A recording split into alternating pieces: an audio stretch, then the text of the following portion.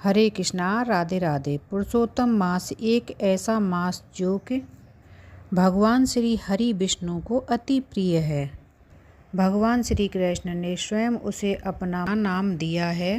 इस महीने में किए गए जप तप और मानसिक ध्यान मनुष्य को 1000 गुना अधिक फल प्रदान करता है।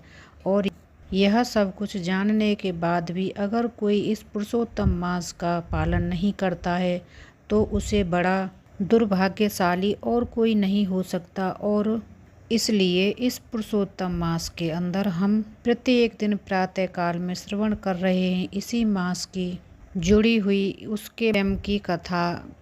तो चलिए हमारी इस पुरुषोत्तम मास की कथा श्रृंखला को आगे बढ़ाते हैं और सुनते हैं आज के अधिक मास। वाल्मीकि मुनि बोले, इसके बाद फिर प्राण प्रतिष्ठा नहीं करता है तो वह प्रतिमा धातु की कही जाएगी, अर्थात इसमें देवता का अंश नहीं होता है। दाहिने हाथ से वाल्मीकि मुनि बोले, हे राजन, अब मैं तुम्हें पुरुषोत्तम मास की अत्यंत पवित्र और रहस्यमयी कथा सुनाता हूँ, जिसे सुनकर मनुष्य का जीवन धन्य हो जाता है। प्राचीन काल में एक जिज्ञासु राजा ने मुनियों से पूछा, हे महर्षियों, भगवान की पूजा का सही स्वरूप क्या है? किस प्रकार की पूजा से भगवान वास्तव में प्रसन्न होते हैं?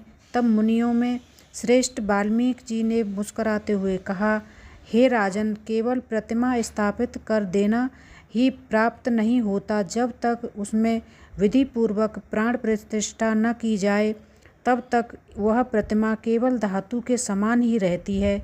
उन्होंने आगे कहा, जो साधक भगवान के बीज मंत्रों और वैदिक मंत्रों से श्रद्धापूर्वक प्रतिमा में प्राणों का आवाहन करता है, वही उस प्रतिमा को सजीव बना देता है।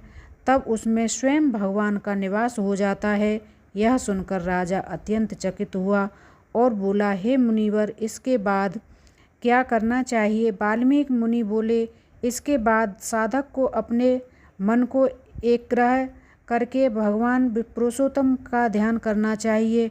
वे श्याम वर्ण श्रीवास्तव से युक्त त्रिभंग मुद्रा में और राधा रानी के साथ अत्यंत मनोहर रूप में विराजमान हैं। फिर उन्होंने समझाया, हे राजन, सब जब संकल्प लेकर नियम और पवित्रता के साथ भगवान का विधि पूर्वक पूजन करता है तब वह भगवान के अत्यंत निकट पहुंच जाता है।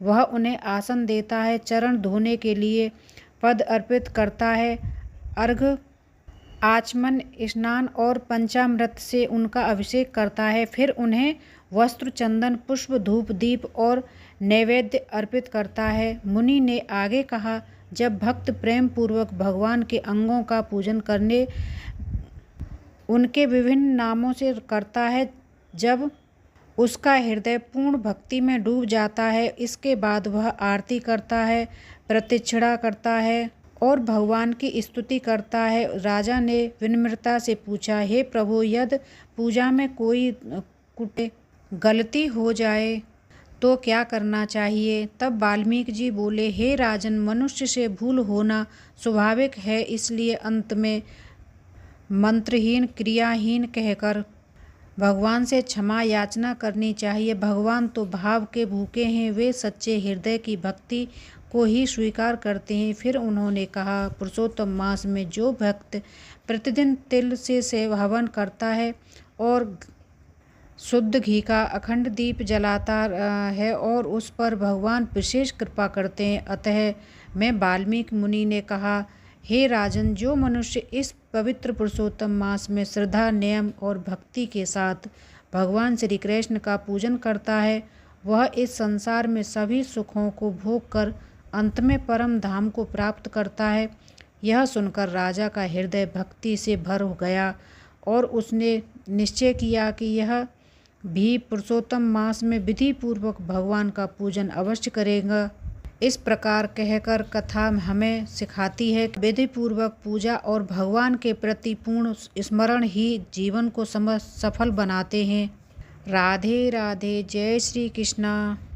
श्रीमन नारायण नारायण हरि हरि भजमन नारायण नारायण हरि हरि हरि श्रीमन नारायण नारायण हरि हरि। बोलिए पुरुषोत्तम भगवान की जय।